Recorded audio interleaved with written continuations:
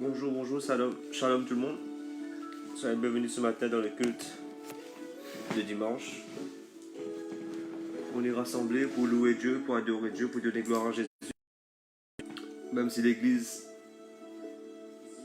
on ne peut pas être dans la salle ce matin, mais là où nous sommes à la maison, Dieu n'a pas besoin d'une salle, Dieu n'a pas besoin d'un bâtiment, il a besoin en fait de nous. Nous sommes son église, nous sommes ses enfants.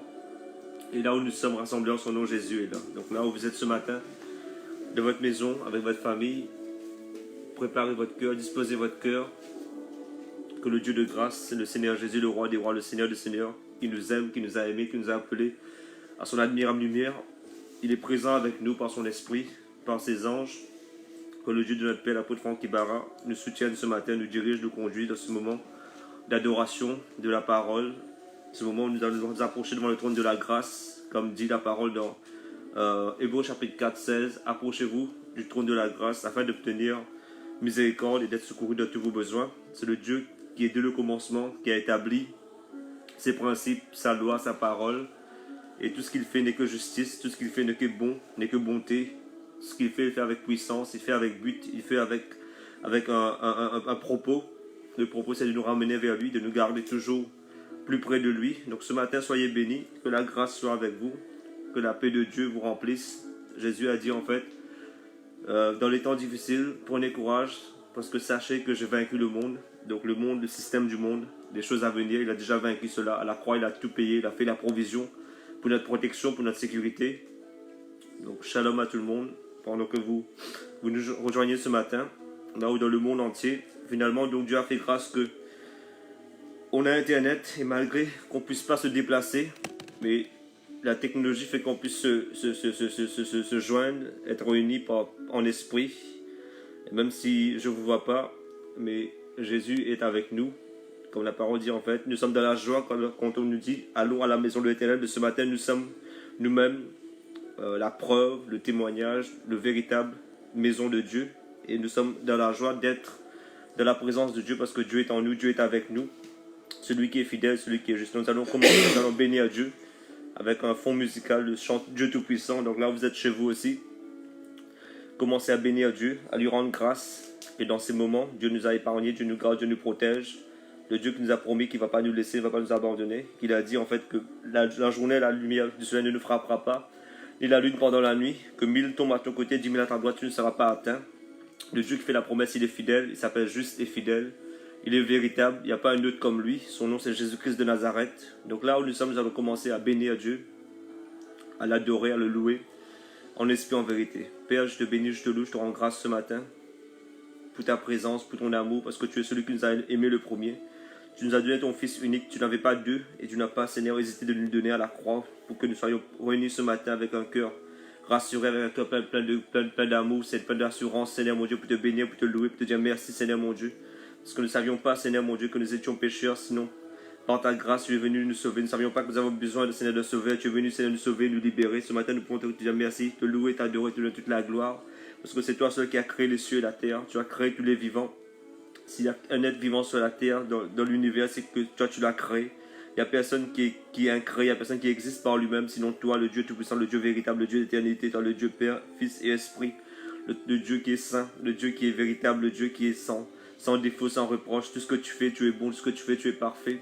Tu es au contrôle de toutes choses, tu es souverainement élevé ce matin de nos vies, de nos maisons, de nos familles, dans les nations, dans le monde entier. Tu es souverain, tu es celui qui règne sur les torrents, qui règne sur chaque parole, sur chaque atome de l'univers. Tu règnes avec justice, tu règnes avec grâce. Seigneur, je peux que te rendre grâce ce matin parce que tu es bon pour moi, tu es bon pour nous. Tu es bon pour nos pays, tu es bon pour nos familles. Là où nous sommes peut-être éloignés de nos familles, mais tu es bon pour chacun. Nous avons l'assurance que tu veilles sur chacun d'entre nous. Que tu es un Dieu bon, un Dieu qui fait la promesse et qui veille sur l'accomplissement de ta promesse. Ce matin, nous sommes les produits de ta promesse, nous sommes les produits de ta bonté, nous sommes les produits de ta grâce. Tu nous as aimés avant la fondation du monde, tu nous as, Seigneur mon Dieu, désirés, tu nous as choisis. Nous ne pouvons que te dire merci pour cela, Seigneur mon Dieu. Tu fais des choses que l'homme ne peut pas penser, que l'homme ne peut pas imaginer. Tu dépasses de loin notre imagination, notre capacité à réfléchir. Tu es la sagesse, tu es l'intelligence. En face de toi, il n'y a ni intelligence ni sagesse. Il n'y a ni maladie en face de toi, Seigneur mon Dieu. Il n'y a personne, il n'y a rien, il n'y a que toi qui es le Dieu Tout-Puissant. C'est toi qui règnes avec puissance, qui règnes avec justice. C'est pourquoi je peux encore te bénir, t'exalter, te glorifier, te dire merci, Seigneur mon Dieu, pour la grâce que tu nous as donnée, Seigneur mon Dieu, ton Fils Jésus-Christ, pour la grâce que tu as donnée comme un don, ton esprit qui habite en nous, pour le sang de la grâce, le sang, c'est de la rédemption. Merci ce matin encore pour notre Père spirituel, pour l'apôtre des nations. Merci mon Dieu, pour la grâce que tu nous fais, Seigneur mon Dieu, d'être sous, Seigneur, ce manteau. Ce matin, nous voulons te louer, t'exalter, Seigneur mon Dieu, pour la sécurité que tu donnes, pour la paix que tu nous donnes aux maisons, même dans ces moments, Seigneur, de confinement.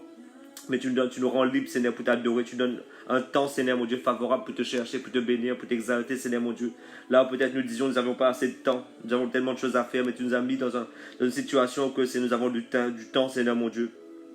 Du temps, Seigneur, mon Dieu, à en revendre. Du temps, Seigneur, mon Dieu, Seigneur, à ne plus pouvoir dire que nous n'avons pas de temps. C'est pourquoi nous sommes là ce matin, Seigneur, un peuple qui te cherche, un peuple qui t'adore, un peuple qui prie. Tu cherches ce matin un peuple qui te loue, un peuple qui intercède, Seigneur, mon Dieu, pour les nations, comme tu as dit, Seigneur, mon Dieu. Cherche Dieu pendant que Dieu se trouve. Tu es là ce matin, Seigneur, mon Dieu. Tu ne t'es pas caché.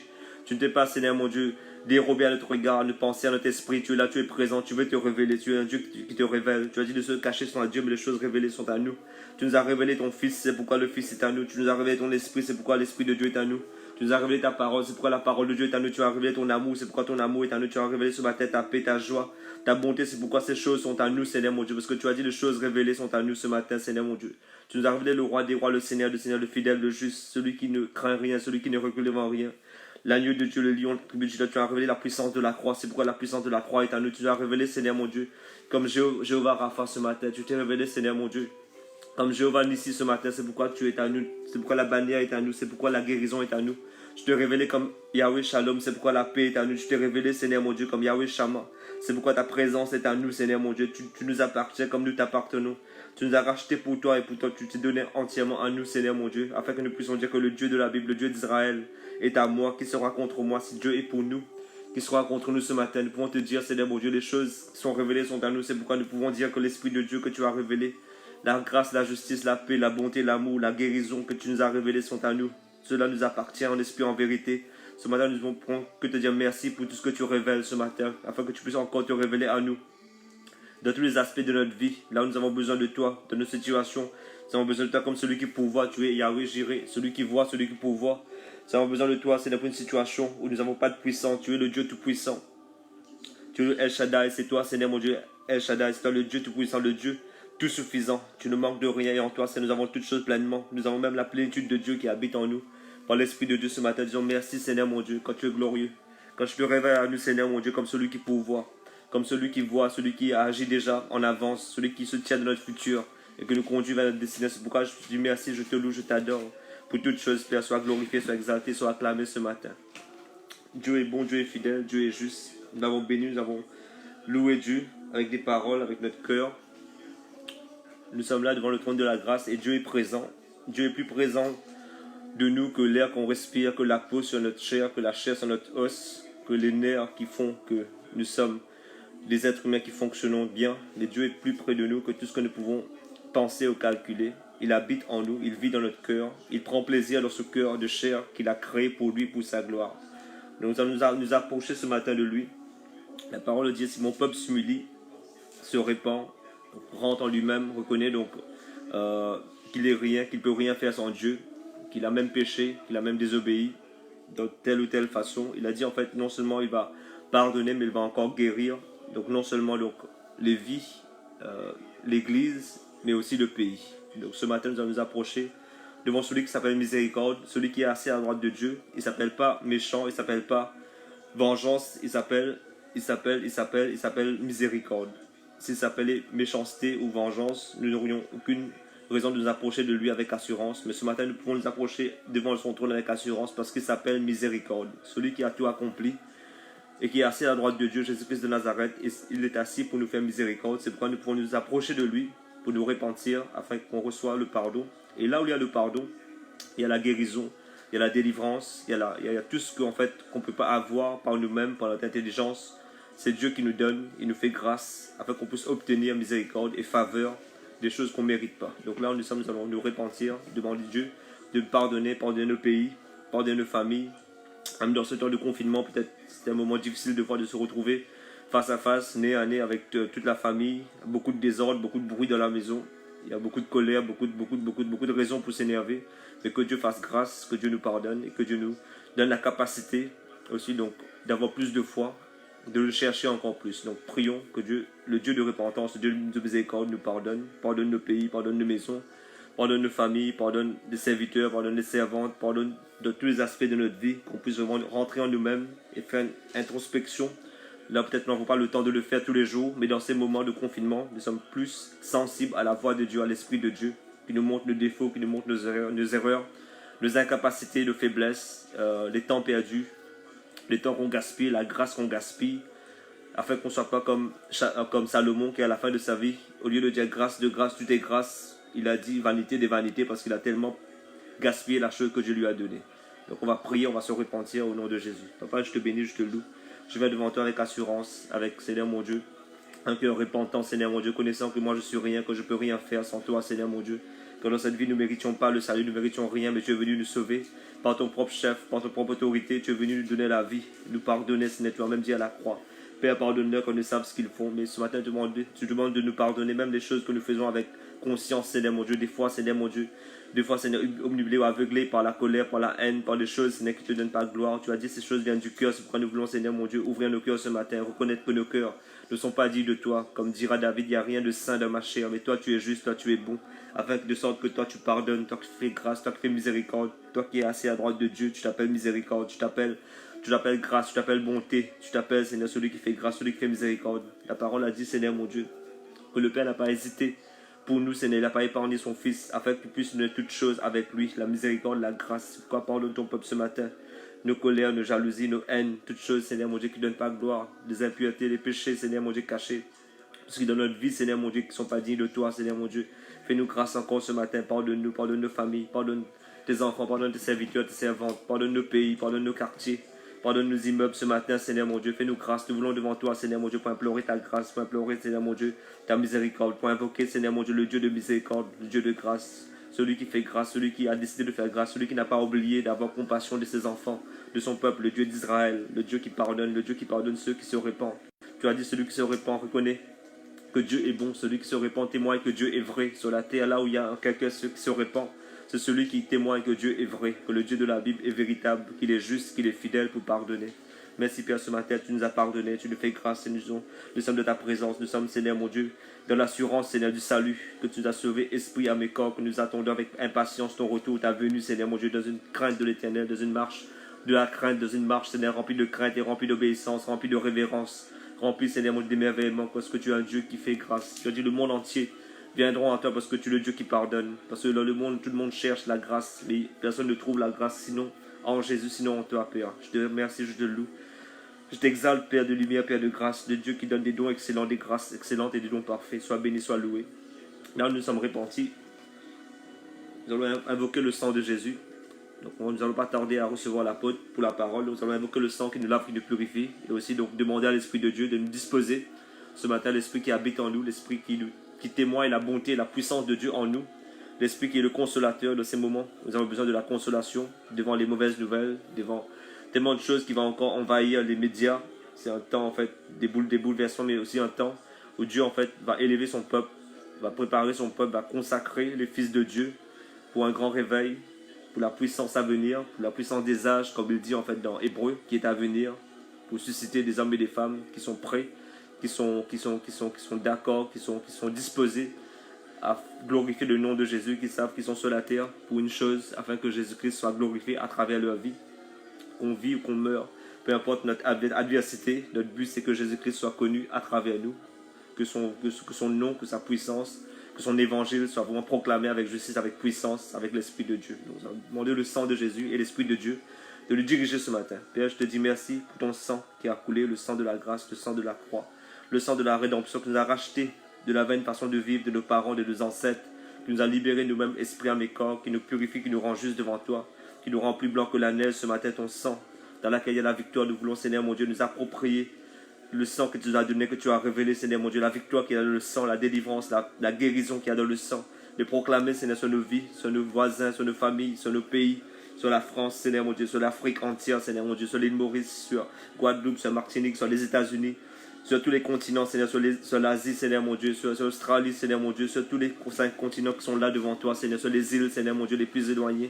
Que ton sang ce matin, Seigneur mon Dieu, couvre, Seigneur, la terre comme un manteau, Seigneur mon Dieu, que ton sang disperse toutes les puissances de l'air ce matin.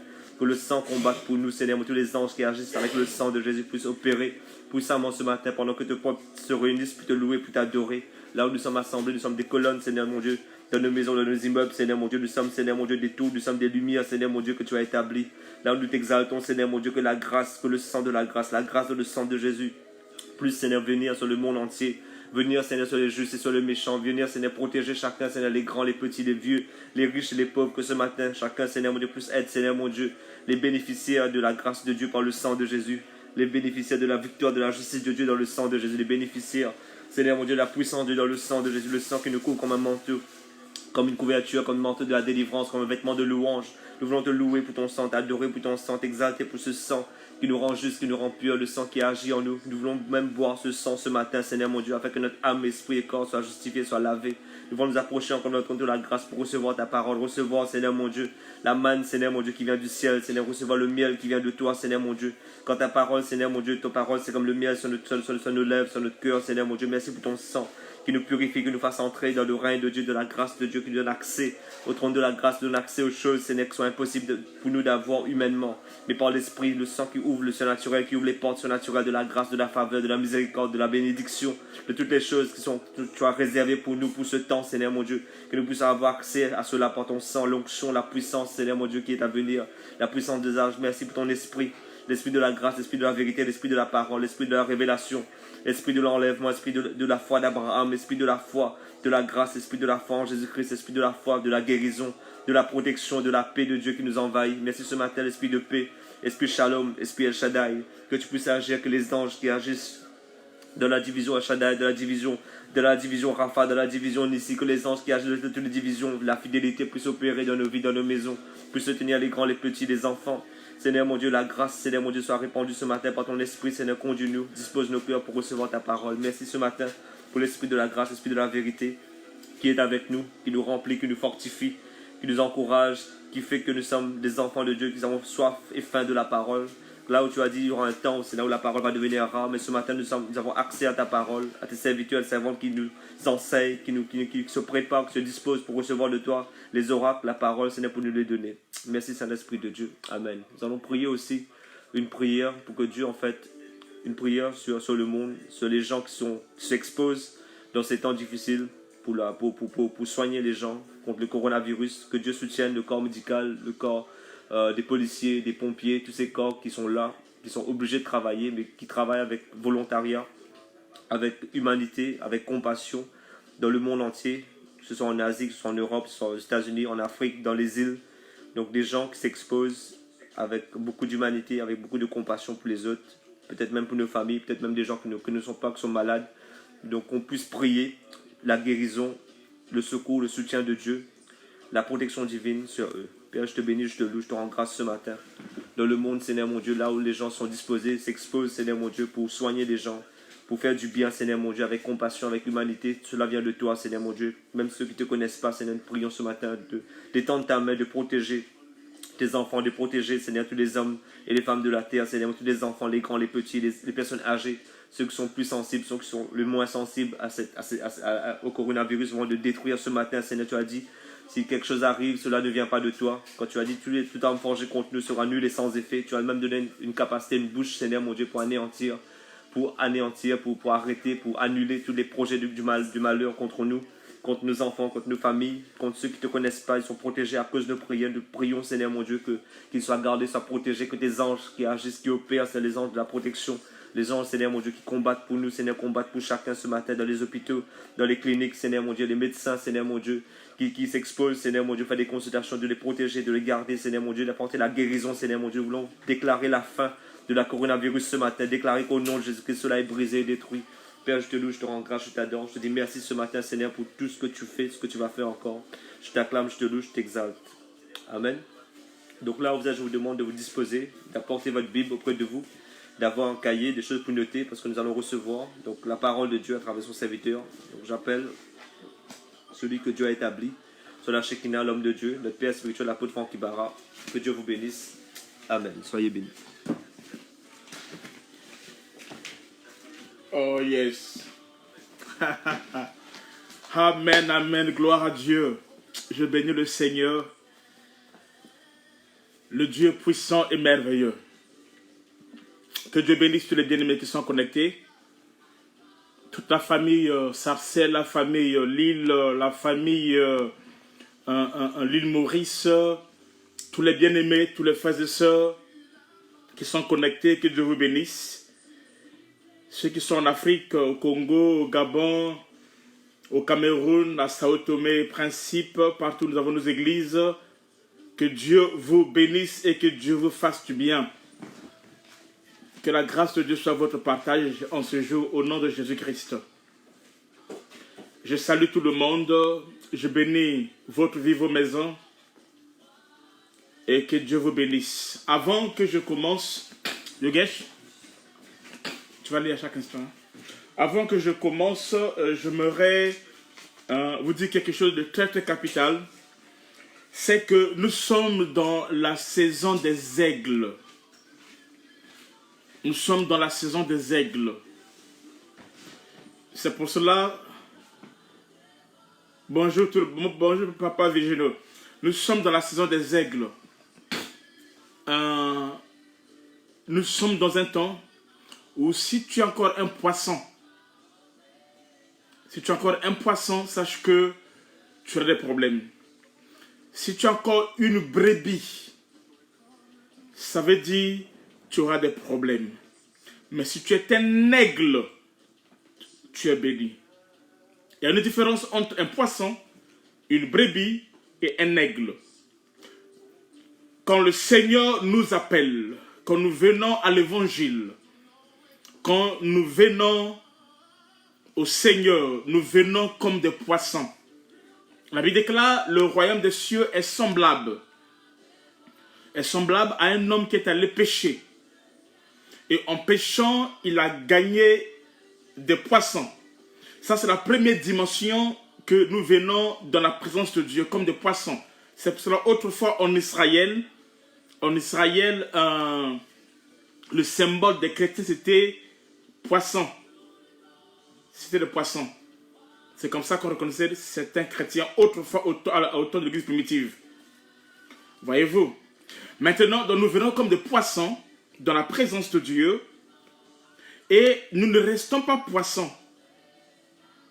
Ça, c'est l'œuvre de l'évangélisation.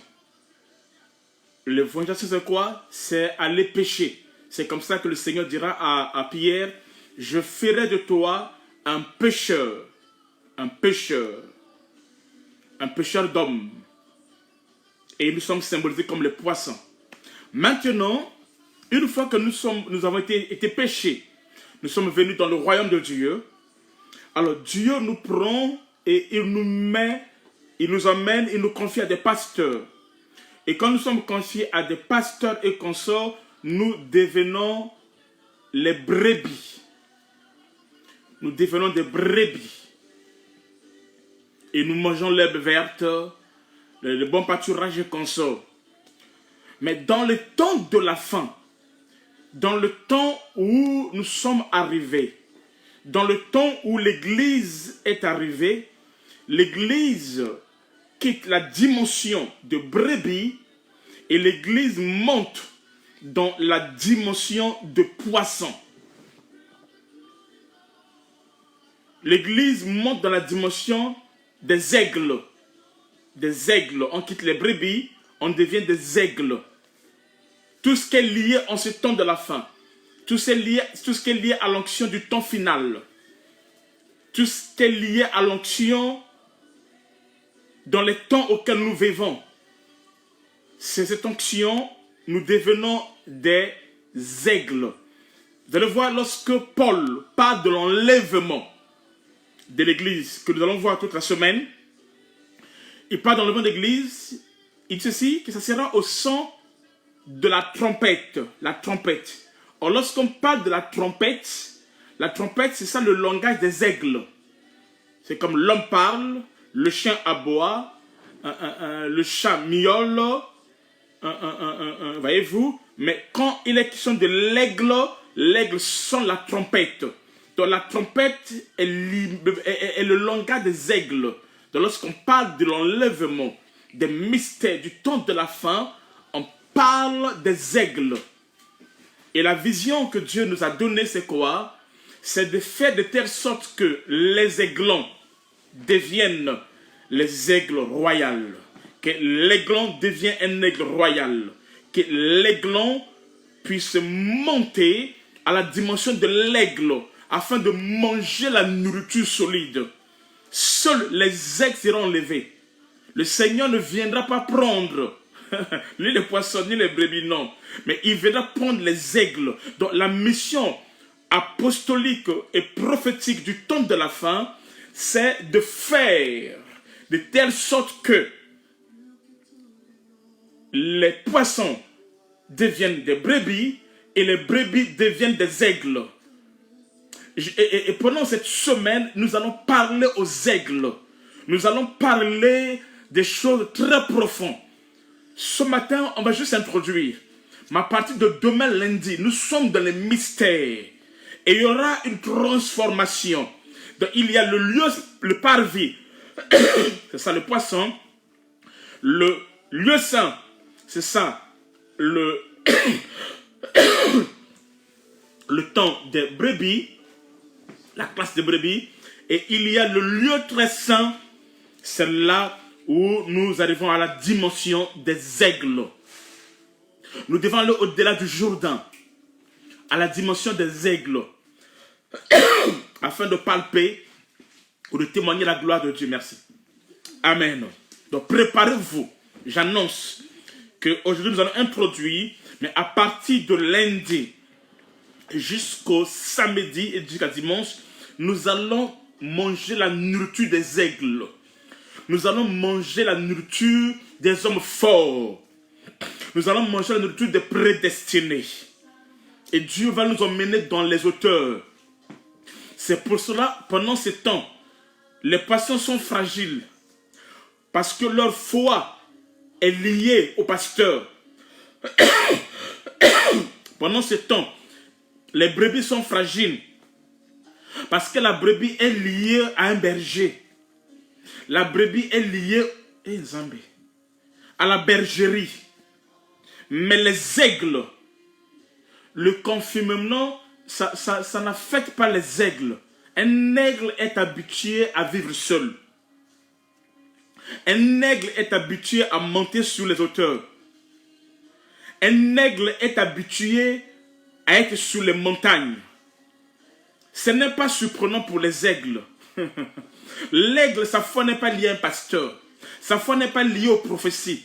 Sa foi n'est pas liée à la délivrance, à toutes ces choses. Ça, c'est la nourriture des brebis et des poissons. Mais les aigles, ils habitent les montagnes. Ils habitent les sommets des montagnes. Les aigles, ils mangent de la nourriture fraîche. Ils ont la nourriture en eux-mêmes. Les aigles, c'est pour cela. Ceux qui étaient accrochés sur le mont, au prophète, à l'apôtre, au pasteur, à ces choses-là, vous ne les verrez pas. Et j'aimerais annoncer que nous ne sommes pas encore à la fin des temps. Nous sommes au temps où nous rentrons dans des dimensions. Alors, durant toute cette semaine, lundi, mardi, mercredi, jeudi, vendredi, samedi, dimanche, de 18h à 20h, venez manger la nourriture des aigles. Venez manger la parole de Dieu, la révélation de Dieu. Donc, ce matin, on ne fait qu'introduire. Et demain, nous commençons le programme sur les mystères de l'enlèvement. Et du tribunal de Christ. Nous allons parler en profondeur. Et la gloire de Dieu va se manifester. Alors, nous commençons rapidement. Nous prenons le premier texte. Nous lisons dans Matthieu 24. Dugash, vas-y. Matthieu 24. Nous commençons par parler sur les mystères de l'enlèvement et du trône de Christ. Nous commençons par Matthieu 24, versets 36 à 37. Matthieu 24, 36 à 37. Alléluia. Matthieu 24, 36 à 37. Pour ce qui est du jour et de l'heure, Yes. personne ne le sait, ni les anges des cieux, ni le Fils, mais le Père seul. Ce qui arriva du temps de Noé, arrivera de même à l'avènement du Fils de l'homme. Ok. La Bible déclare le Seigneur ceci. En ce qui concerne du jour, au fait, les apôtres ont posé au Seigneur la question de savoir quand est-ce que tu reviendras. Quand ça sera ta venue. Et le Seigneur va leur répondre aussi. En ce qui concerne du jour et de l'heure, personne ne connaît. Même pas le Fils. Seul le Père qui connaît cela. Et il va leur juste donner des signes. Que ne vous faites pas. Ce qui s'est passé au temps de Noé va arriver à l'avènement du Fils de l'homme. Ce qui s'est passé. Il va donner deux signes essentiels. On verra ça peut-être demain. Tu sais, ce qui s'est passé du temps de Noé, c'est-à-dire deux signes. Pour savoir que le Fils de l'homme est sur le point de revenir, il y a deux signes. Un, le temps de Noé. Et deux, le temps de Lot. Le temps de Noé et le temps de Sodome et Gomorrhe. Sodome et Gomorrhe. Le temps de Noé et le temps de Sodome et Gomorrhe. Il dit, c'est ce qui arrivera. Pour ce qui est du jour et de l'heure, personne ne le sait, ni les anges dans les cieux, ni le Fils, mais seul le Père. Il dit, seul le Père le sait. Maintenant, il va donner le signe. Il dit, ce qui arrivera du temps de Noé, arrivera de même à l'avènement du Fils de l'homme. Nous ne sommes pas encore à la fin.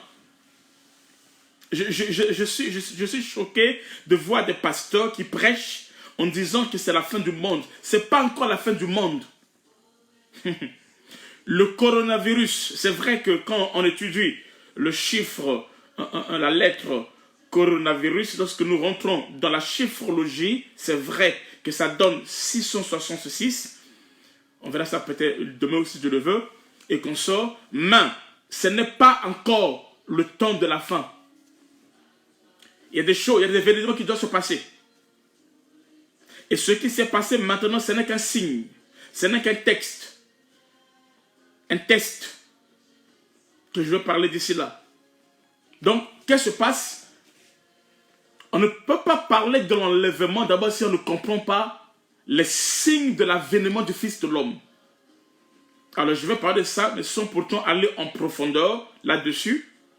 Mais je vais parler un peu là-dessus. Donc, on ne peut pas parler de l'enlèvement si d'abord on ne comprend pas les signes de l'avènement du Fils de l'homme. Il y a des signes de l'avènement du Fils de l'homme. Pourquoi le Seigneur parle par les signes? Nous repartons au commencement.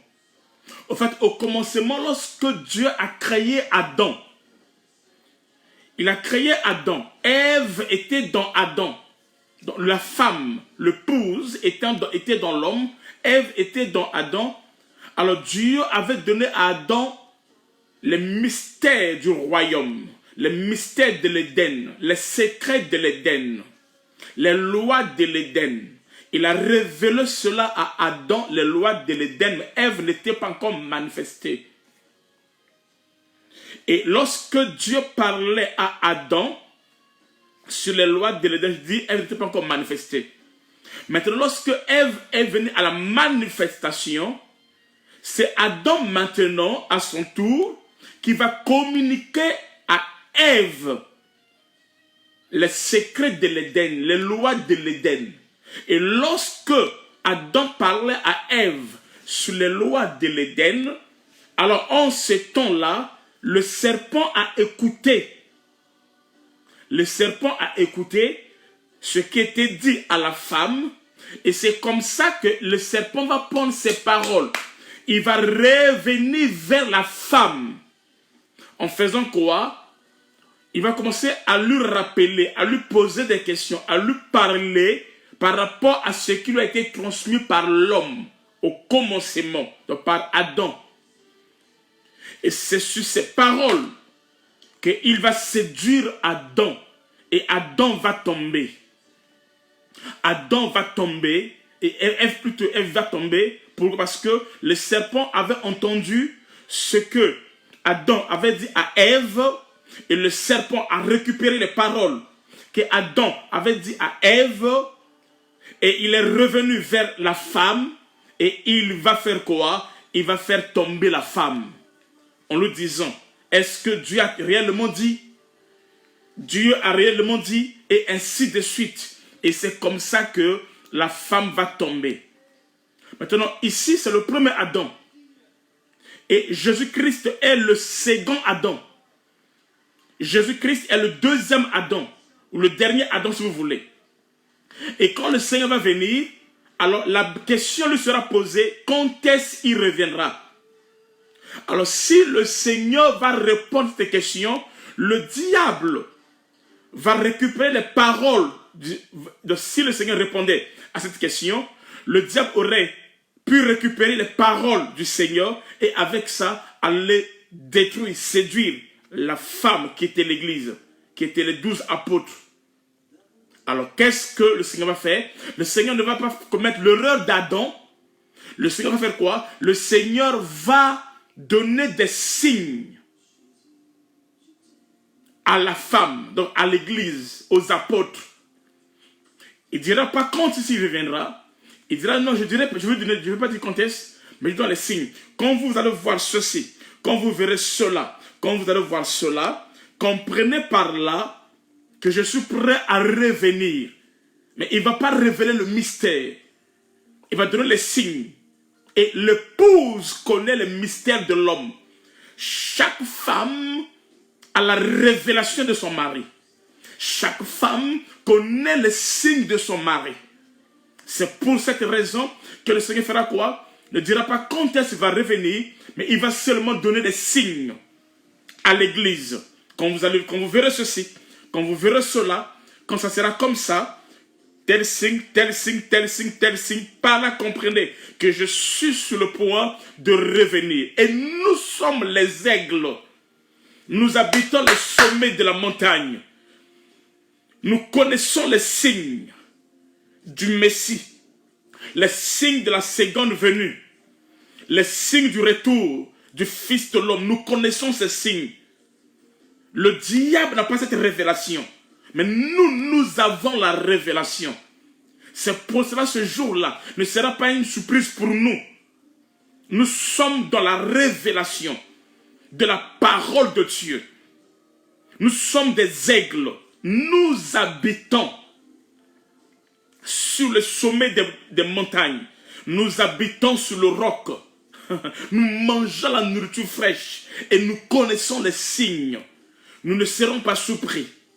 Alléluia. Qu'est-ce qui se passe dans les signes? Qu'est-ce qui se passe maintenant? Les signes que vous voyez s'opérer maintenant, ce n'est que la manifestation. Nous sommes dans le monde. C'est comme l'Égypte. C'est comme l'Égypte. C'est comme l'Égypte. Israël habitait en Égypte et Israël habitait dans une ville qu'on appelait Goshen. En Égypte, Israël était à Goshen. Et Goshen est dans l'Égypte. Avant le départ, avant la sortie d'Israël de l'Égypte, qu'est-ce que Dieu doit faire? Dieu doit frapper l'Égypte. Ce que nous vivons comme les signes du temps de la fin, ce sont des frappes. Il y a un Dieu qui est en train de frapper l'Égypte. Et Zambé. Or, quand nous voyons l'Égypte en train d'être frappée, l'Égypte c'est le monde. Quand nous voyons les plaies dans l'Égypte, tous ces signes que vous voyez dans l'Égypte, tout ça là dans le monde se manifester, ces signes-là sont une malédiction, sont un jugement pour les Égyptiens et pour l'Égypte. Mais pour les fils d'Abraham, pour les Hébreux qui sont en Égypte, c'est une bonne nouvelle. C'est le signe de la libération. C'est le signe de la délivrance. C'est le temps favorable. Ça veut dire que Moïse est là. Et nous sommes appelés maintenant à repartir dans la terre promise. Alléluia. Nous sommes destinés maintenant à repartir dans la terre promise. Pour les Égyptiens, ce sont des pleurs. Ce sont des malheurs. Ce sont des temps d'angoisse et consort. Mais pour les Hébreux qui habitent dans l'Égypte, amen, c'est un temps de victoire. C'est un temps de gloire. Pour ceux qui n'ont pas la révélation, C'est un temps de pleurs. C'est un temps de malheur. C'est un temps d'angoisse. Où il s'inquiète dans les choses de la chair, dans les choses de ce monde. Mais pour le peuple qui a la promesse de Dieu, le peuple qui porte l'alliance de Dieu, le peuple qui a l'amour de Dieu, le peuple qui a été sélectionné par Dieu, le peuple qui a été mis à part par Dieu, c'est le temps de la délivrance. C'est le temps du retour. Nous n'irons pas au ciel, mais nous repartons au ciel. Alléluia. Nous n'irons pas au ciel, nous repartons au ciel. Les Hébreux vont pleurer, les Égyptiens vont pleurer, ils sont lamentés. L'Égypte est frappée. L'eau change en vin, il y a des poux, il y a des crapauds, des choses à gauche, à droite. Mais pour nous, les fils d'Abraham, c'est le temps du retour. C'est ça la rédemption. Le temps où nous devons repartir dans la présence de Dieu. Nous n'irons pas au ciel, mais nous repartons au ciel. Israël, ils ne partent pas à Canaan, mais ils repartent à Canaan. Israël, ils ont vécu à Canaan. C'est à travers Joseph que Israël ont quitté Canaan et ils sont venus en Égypte. Et après ils sont devenus esclaves. Mais ils étaient que des pèlerins. Ce n'était pas leur territoire. Ils n'étaient pas des Égyptiens. Ils étaient que des pèlerins. Maintenant, avant leur retour, c'est-à-dire avant qu'ils puissent repartir à Canaan, c'est ce qu'on appelle la rédemption. Ramener la chose à sa place initiale. Nous irons au ciel. Nous repartirons au ciel. Parce que nous avons vécu au ciel, dans l'éternité, dans les jours du Fils de l'homme. Et nous repartons là-bas. Nous allons repartir. Et Dieu va se manifester.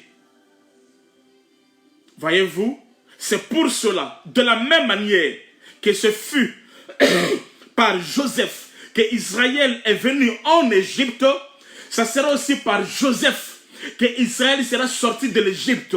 C'est pour cela, je dis ceci, qu'il ne faut pas enterrer mon corps. Il faut embaumer mon corps.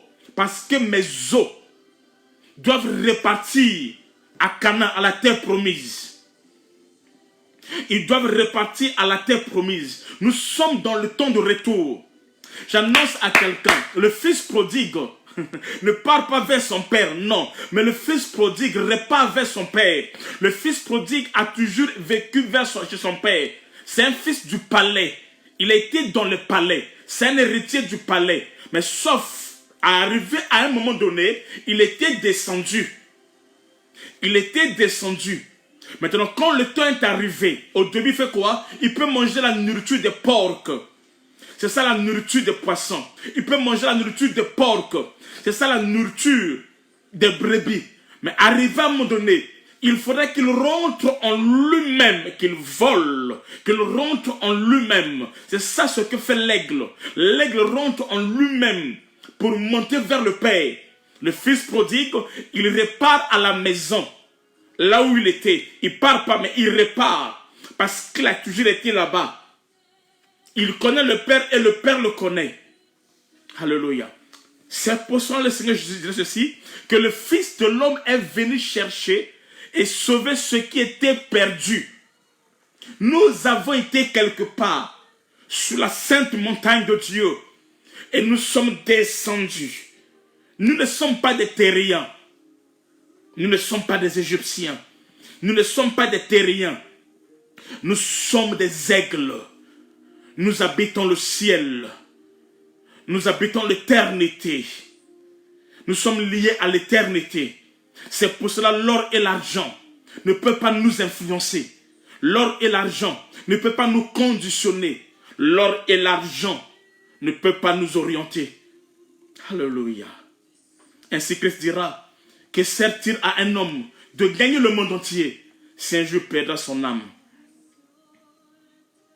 Donc, ce que nous voyons, les signes du temps de la fin, je n'ai pas encore mon message, les signes du temps de la fin ne sont autres que les douleurs de l'enfantement, c'est-à-dire, qui est enceinte, c'est l'Égypte qui est enceinte. Nous sommes dans l'Égypte, nous sommes dans le monde, et ce monde est enceinte. Et ce monde doit laisser sortir ce monde doit laisser sortir Israël qui est à l'intérieur. Et avant que cela arrive, Dieu permet les douleurs. Dieu frappe. Il frappe le monde qui a avalé, le monde qui a fait couler le sang du Fils de l'homme. Dieu fait quoi? Dieu frappe ce monde. Et quand Dieu frappe le monde, par des plaies, par tout ce que vous connaissez, amen, c'est pour eux des douleurs, c'est pour eux un temps d'angoisse, c'est pour eux un temps d'inquiétude, c'est pour eux tout ça là. Mais pour nous, c'est un temps de paix, un temps de joie, un temps de miracle, un temps de victoire, où nous nous approchons du trône de Papa, où nous devons repartir dans la cité céleste. Alléluia. Je ne vois pas, je ne sais pas comment, à cause de ce qui se passe, quelqu'un va perdre la foi. Si quelqu'un perd la foi, c'est qu'il était un poisson. Si quelqu'un vous dit où est Dieu et consort, c'est qu'il était une brebis. Mais les aigles, ils ont la révélation. Les aigles, ils ont la connaissance. Les aigles, ils savent que ce sont les signes du temps de la fin. Les signes que notre mission, notre présence ici sur la terre est en train de finir et nous repartons à la maison. Alléluia. Quand le soir arrive, quel que soit là où tu es, tout le monde a tendance de retourner à la maison. Et nous sommes au temps du soir. Et en ce temps du soir, nous voulons repartir à la maison, chez nous. Chez nous. C'est pour cela, en ce temps de la fin, en ce temps de ces signes, ceux qui ont l'Esprit de Dieu, c'est un moment où ils seront encore entrés dans l'intimité, dans une communion plus profonde, dans une communion plus parfaite avec Dieu. Leurs yeux ne s'arrêtent pas sur les choses de la terre, comme les moineaux, comme les corbeaux, comme les poissons, comme les brebis qui courent derrière les choses de la terre. Mais les aigles, ils montent dans la présence de Dieu. Les aigles, ils montent dans la présence de Dieu. Ce que nous vivons, c'est un signe pour dire que le Père est en train de revenir. Mais ce n'est pas encore la fin. Le Père est en train de revenir. C'est une joie pour nous. Ce sont des signes pour nous. Alléluia. Je répète, quand l'Égypte est frappée, ce sont des pleurs pour les Égyptiens. Es-tu Égyptien ou es-tu hébreu? Si tu es Égyptien, tu vas pleurer. Si tu es Égyptien, tu vas regretter. Si tu es Égyptien, ta foi va s'abaisser. C'est un mauvais signe pour les Égyptiens. Ils sont paniqués, les Égyptiens. Ils sont paniqués et ils sont surpris, les Égyptiens. Mais pour les Hébreux, ils savent que Moïse est dans le camp. Pour les Hébreux, ils savent que le temps de Dieu est là. Pour les Hébreux, ils savent que c'est l'heure de la libération. Pour les Hébreux, ils s'apprêtent à manger la chair et le sang de l'agneau. Aïe, aïe, aïe, aïe, aïe. Pour les Hébreux, c'est le temps de manger le sang, la chair et le boire le sang de l'agneau. Pour les Hébreux, c'est le temps d'entrer dans le sacerdoce. Pour les Hébreux, c'est le temps de la trompette, le temps de la préparation pour le départ. Alléluia. Alléluia. Es-tu Égyptien pour pleurer? Es-tu Égyptien pour demander qu'est-ce qui ne va pas? Es-tu Égyptien pour ne pas comprendre le langage de Dieu? Es-tu Égyptien ou tu es de Dieu? Celui qui est né de Dieu est de Dieu. Celui qui est né de l'Esprit est de Dieu. Celui qui est conduit par l'Esprit est de Dieu. Et celui qui est né de la chair est charnel. Jusqu'à quand ça va durer? Si ça continue comme ça, on va mourir, tout ça là. Tu vas mourir parce que tu n'es pas en vie. Celui qui est mort déjà de ce monde ne connaîtra pas la seconde mort. C'est pour cela la mort ne me fait pas peur. Paul dit la mort n'est qu'un gant. Il n'a pas peur de la mort. As-tu peur de la mort? Au fait, d'abord, cette histoire de coronavirus, coronavirus, ce sont des choses qui sont pas de mon vocabulaire. C'est un plan de l'ennemi. Au fait, c'est juste un test. C'est un test. Un test qui prépare la manifestation de l'Antichrist. C'est un test. C'est un test. Et l'ennemi a bien réussi son test. Il a bloqué les gens à la maison. Ils sont bloqués à la maison, ils sont téléguidés, ils sont orientés. Ils restent à la maison, ils ne peuvent rien faire. Mais pour sortir, aller voir, aller faire sortir ton chien, il faut une lettre. Tu ne peux rien faire. Même pour aller acheter à manger au supermarché, aller à la pharmacie qu'on sort, il te faut un mot. Et les hommes ont obéi à cela. Les gens ont obéi à cela. Et l'ennemi est d'accord. Le test a marché. Et le pire arrive. Le test a marché.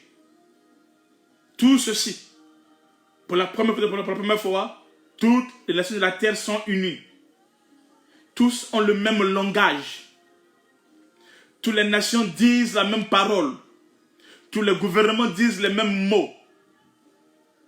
Tous les gouvernements disent les mêmes principes. Est-ce que vous comprenez? Ils sont liés, ils sont unis, ils sont solitaires.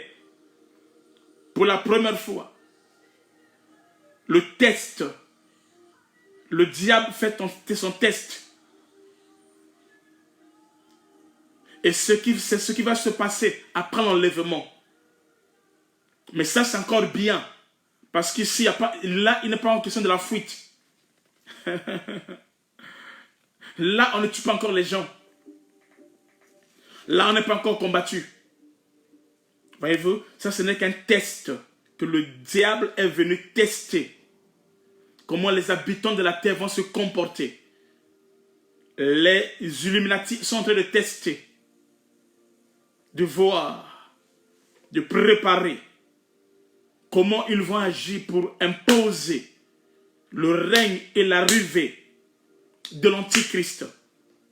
On verra ça dans la semaine.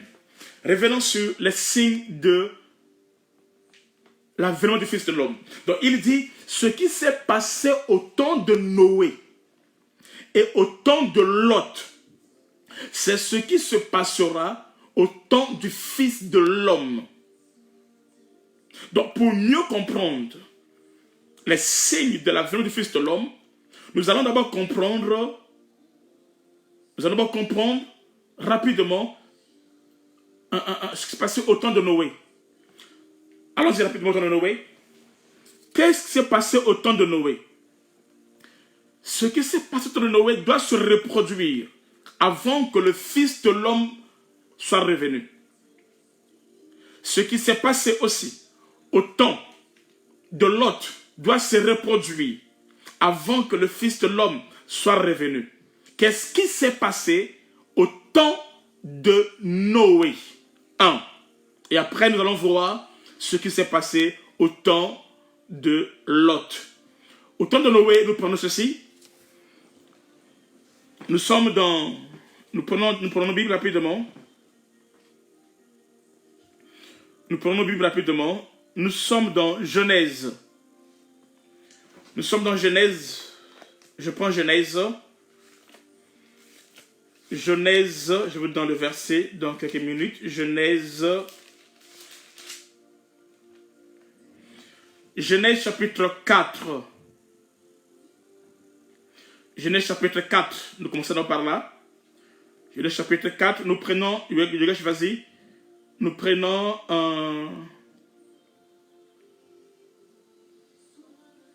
le verset 21. Genèse 4, 21. Genèse 4, 21. Le nom de son frère était Jubal. Il fut le père de tous ceux qui jouent de la harpe et du chalumeau. Et puis ceci, Genèse 4, 21 dit ceci. Le nom de son frère était Jubal. Il fut le père de tous ceux qui jouent de la harpe et du chalumeau.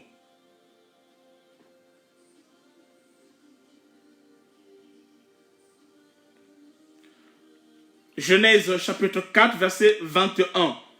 Le nom de son frère était Jubal. Il fut le père de tous ceux qui jouent de la harpe et du chalumeau. Ici, nous voyons les signes qui ont précédé les jours de Noé. Il y en a beaucoup, je pense en désordre. Je pense en désordre. Parmi ces signes-là, la Bible déclare, il y a eu dans la descendance de Caïn, un frère, un homme qui s'appelait Jubal, et c'est Jubal qui fut le père de tous ceux qui jouent de la harpe et du chalumeau. Amen. La musique. C'est au temps de Noé, pour cette période-là, de sa génération, où il y eut l'apparition de la musique. N'oubliez pas que la musique est l'un des instruments que le diable il va utiliser en ce temps de la fin pour pervertir l'humanité, l'adoration, la manifestation de la musique. Je vais parler sans pourtant entrer en profondeur. S'il y a quelque chose qui domine le monde actuellement, s'il y a une des choses que le diable utilise actuellement pour détruire, il y a la musique. La musique est un signe qui marque les temps de la fin. C'est pour cela. Pourquoi? Parce que chaque musique, chaque adoration que tu élèves manifeste de qui tu es fils. Par l'adoration, tu révèles de qui tu es fils. Si tu es le fils du diable, tu seras accroché avec la musique du diable, avec la musique mondaine. Parce que dans chaque musique, il y a une adoration. Soit ce n'est pour Dieu, soit ce n'est pour le monde. Parce que la musique, c'est quelque chose qui est lié à l'âme et à l'esprit. Ce n'est pas quelque chose qui est lié au corps, non. C'est de l'abondance du cœur et consort que le corps rentre en action. Le corps ne fait que manifester ce qui se passe dans ton âme, dans ton esprit. La musique. C'est pour cela les aigles ne peuvent pas entrer dans cette musique mondaine. Parce que la musique mondaine n'est autre que l'adoration au diable. C'est une adoration à Satan. Toute cette musique-là est liée à l'ennemi. C'est pour cela Dieu de son côté, il ne cherche pas des humains. Aïe, aïe, aïe, aïe, aïe, aïe. Il ne cherche pas des hommes. Il cherche aussi des vrais adorateurs. Dieu cherche des vrais adorateurs. Ceux qui adorent le Père en esprit, en vérité. Il ne cherche pas d'abord l'adoration. Non, mais les adorateurs. Un cœur qui l'adore. Les vrais adorateurs produisent la vraie adoration. Alléluia. Jean chapitre 4. Il cherche les vrais adorateurs. Amen. Cherchons le Seigneur. Marchons dans les choses de Dieu. Jésus-Christ revient. Et Jésus-Christ revient bientôt. Seuls les adorateurs. Amen. C'est-à-dire ceux qui peuvent bâtir les autels. Les bâtisseurs des autels. Adorateurs ici, je ne parle pas de chanter. Non, c'est plus que cela. Chanter, c'est la manifestation de ce qui se passe en nous à l'intérieur. Amen. Amen. Un adorateur, c'est celui qui vit dans l'obéissance. Bref, je vais passer. La musique, l'impact, la puissance de la musique. Si chez toi, tu écoutes encore la musique mondaine, les chansons mondaines et consorts, c'est-à-dire que tu es fils du diable et tu iras à l'enfer. Mais si tu es un enfant de Dieu, qui est né de nouveau, la Bible déclare, ton langage te fera reconnaître. Alléluia. Ton langage te fera reconnaître. Nous lisons encore un autre texte. Pas seulement la musique, encore quoi? Toujours Genèse 4, le verset 22. Vas-y. Genèse 4, verset 22. La Bible dit ceci. Silla, de son côté, enfanta Tubal-Caïn, qui forgeait tous les instruments d'airain et de fer, La sœur de Tubal-Caïn était Naaman. Ok. On dit, deuxième point, après la mise, c'est quoi? On dit ici que Tilla, de son côté, enfanta Tubal-Caïn, qui forgeait tous les instruments d'airain et de fer. La science. C'était un forgeron, il travaillait. Il travaillait. Au début, Adam cultivait la terre. Mais ici, nous voyons quelqu'un maintenant qui a fait travailler de l'airain et le fer. La science. La science. La science. Amen. La manifestation de la science. Quand la science évolue, quand la science est manifestée, quand la science est révélée, quand la science rentre en action, amen, comme nous le voyons aujourd'hui, ce sont les signes qui manifestent l'avènement du Fils de l'homme, la manifestation, la puissance de la science, telle que nous le voyons. La science. Tubal-Caïn était un forgeron qui travaille les instruments d'airain et de fer. Il travaille, il manifeste cela. Vous allez voir qu'ici, ça ne se passe pas dans la descendance de Seth, mais c'est la descendance de Caïn qui est à l'auteur de cela. L'une des preuves de la science, c'est le coronavirus. Coronavirus, c'est l'une des preuves. Vous voyez comment la science peut détruire.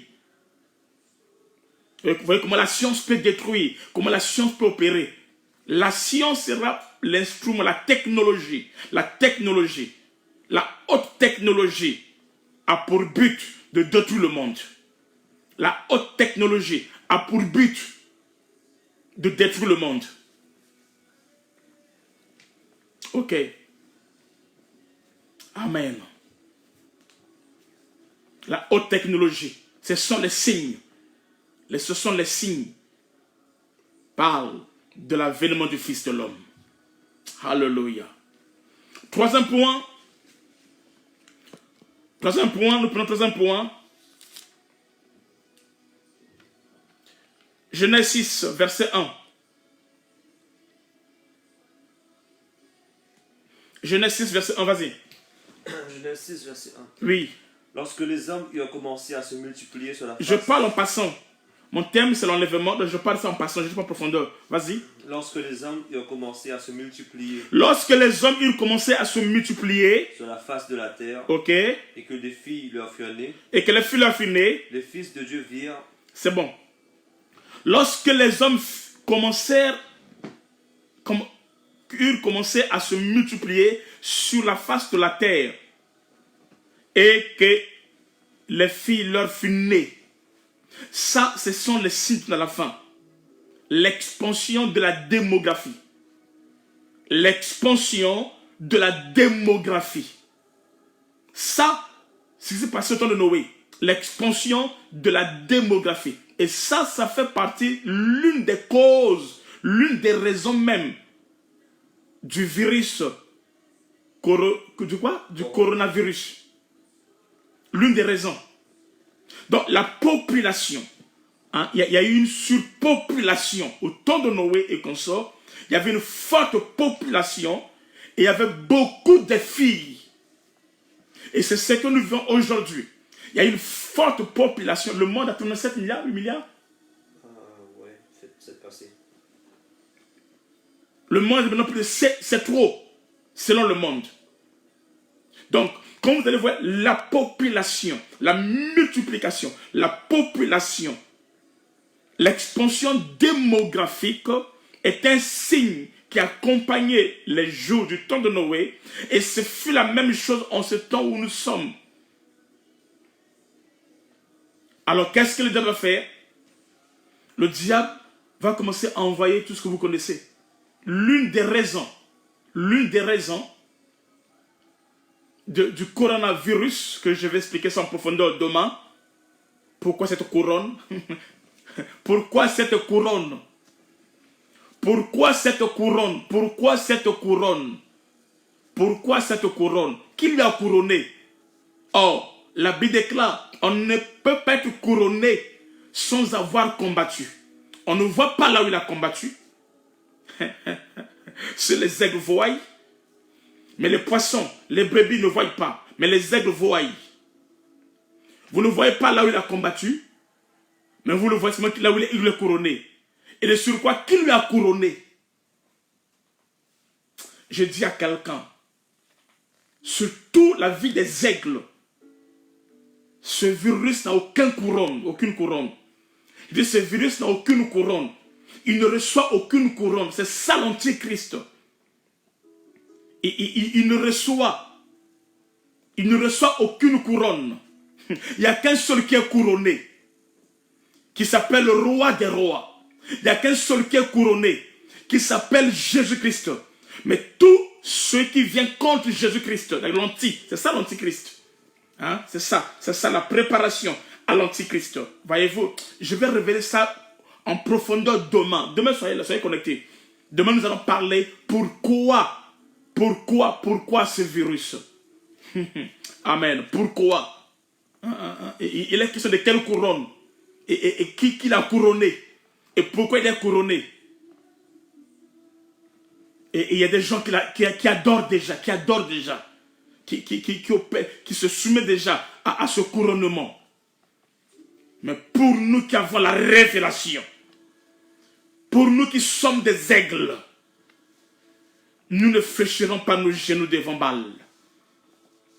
Nous sommes comme Shadrach, Meshach, Abednego. Oui. C'est là le mystère du troisième poule. Le troisième poule que nous allons voir le mardi ou mercredi.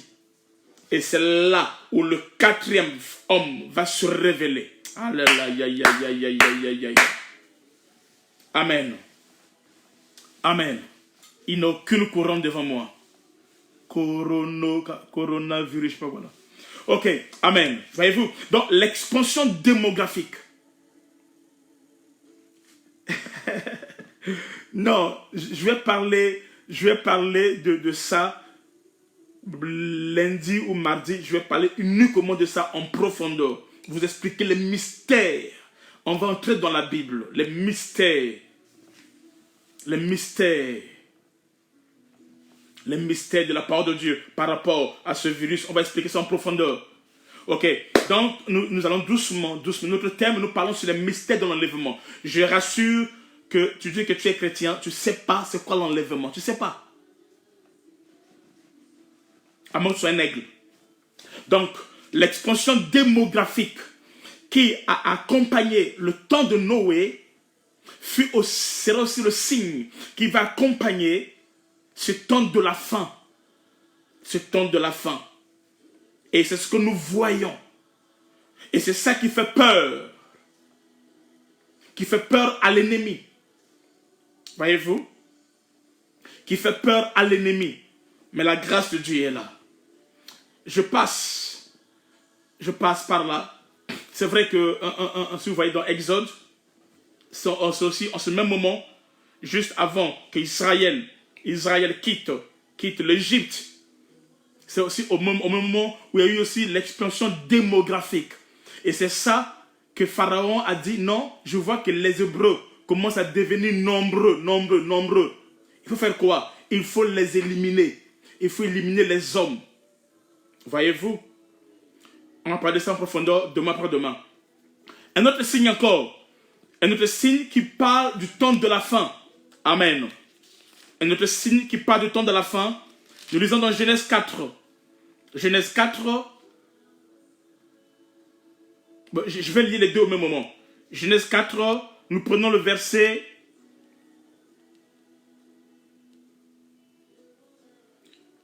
Genèse 4, nous prenons le verset 18 à 19. La Bible dit, vas-y Yogesh.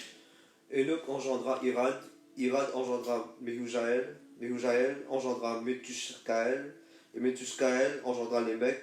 Lémec prit deux femmes, le nom de l'une était Ada, et le nom de l'autre Zilla. Ok, on dit Methusaël prit deux femmes. Retenez ça. Methusaël prit deux femmes. Et il engendra Lémec. Lémec ici, ce n'est pas le père de Noé. Non, on verra ça aussi tout à l'heure. Mais le mec ici, c'est le fils de Caïn. Le mec prit 2 femmes. Le nom de l'une était Ada. Et le nom de l'autre était Tila. Il prit quoi? 2 femmes. Il prit 2 femmes, à lui seul, 2 femmes. C'est ce qu'on appelle la polygamie. La polygamie, en ce temps de la fin, fait partie des signes du retour du Fils de l'homme, la polygamie. C'est-à-dire que les humains ne supporteront plus d'avoir qu'une seule femme. L'homme ne supportera pas d'avoir qu'une seule femme. La polygamie qui se répand dans le monde en ce moment-ci est un signe qui marque le temps de la fin. La polygamie. La polygamie est un signe qui marque le temps de la fin, l'avènement du Fils de l'homme. Quand vous voyez des hommes être polygames, quand vous voyez des hommes avoir plusieurs femmes, il a une femme en Belgique, il est marié en Belgique, il est marié au Congo, il est marié, tout ça là. Je ne parle pas des hommes divorcés, non. Mais je parle de la polygamie. Une personne qui est mariée à plusieurs femmes. Une personne qui est mariée à plusieurs femmes, c'est le signe. Il y a 2 signes qui se manifestent en ce temps-là. La polygamie, pas seulement la polygamie, prenons aussi la polygamie et le concubinage. Prenons aussi, vas-y, Genèse 6, verset 2. Je ne fais qu'un tout mon message. Mais tout à l'heure, je vais entrer en profondeur. Vas-y. Genèse 6, verset 2. Les fils de Dieu virent que les filles des hommes étaient belles, et ils en prirent pour femme parmi toutes celles qu'ils choisirent. Ok. Avec là, les fils de Dieu virent que les filles de l'homme étaient belles, ils en prirent. Ils prirent pour femmes parmi tous ceux qu'elles choisirent. Ils ne les ont pas épousées. Ils ont juste pris. Donc la polygamie va régner fort en ce temps-ci. Et 2, la Bible déclare, ils ont pris des femmes. Ils n'épousent pas, mais ils ont pris. Le concubinage, la puissance du concubinage, ils prennent des femmes, ils prient. La femme, on ne prend pas, on l'épouse. On la marie. Mais eux, ils ont pris. Et lesquels qu'ils ont pris, c'était les géants. Au temps de Noé, écoute, toi qui es enfant de Dieu, ne sois pas la femme qui sera prise. Non. Si un homme t'aime, qu'il puisse t'épouser. Si un homme t'aime, qu'il puisse t'épouser. Et non qu'il puisse te prendre comme ça là. On ne prend pas une femme, on épouse une femme. On l'épouse, on la marie. Et on ne la prend pas comme ça là. Et ce que vous voyez, ce sont les signes du temps de la fin. Amen. Qu'est-ce qui est passé au temps de Noé? Maintenant, je rentre en profondeur. Et Zambé. Qu'est-ce qui s'est passé au temps de Noé? Au temps de Noé, il y a eu l'apparition des géants.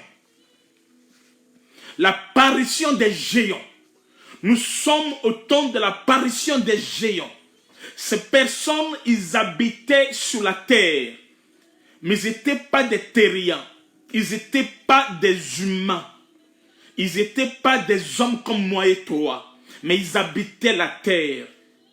Ils peuvent être nés aussi par l'homme et consort.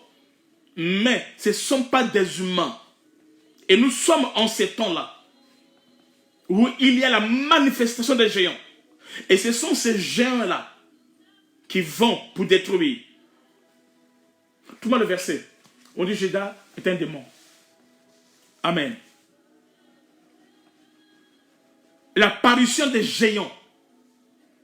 Il y a des géants qui sont sur la terre. Ce sont les signes des hommes, les hybrides. Yes.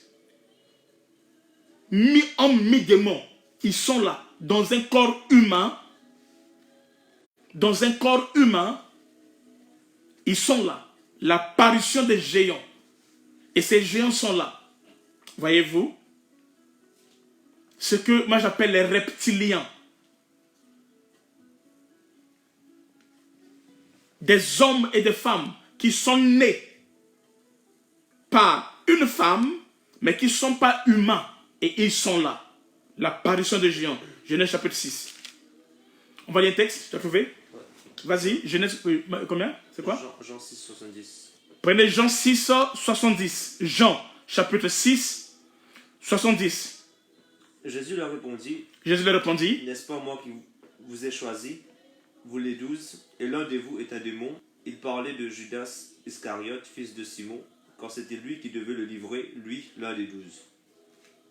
Répétons ce verset. Genèse, Jean 6, 70. 70. Écrivez ça. Jean 6, 70.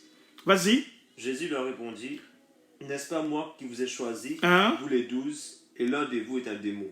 Il dit, n'est-ce pas moi qui vous ai choisi, vous les 12, mais l'un de vous est un démon. Jésus n'a pas dit l'un de vous a un démon. Non. Mais il dit l'un de vous est un démon. Et quand il parle ainsi, il parlait de qui? Il a déclaré, il parlait de Judas Iscariote, qui était parmi eux.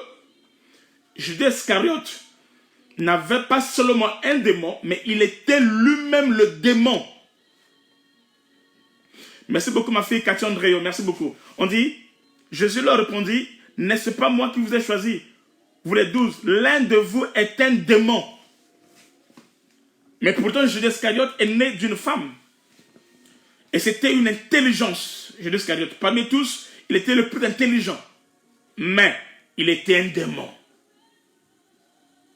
Il était un démon.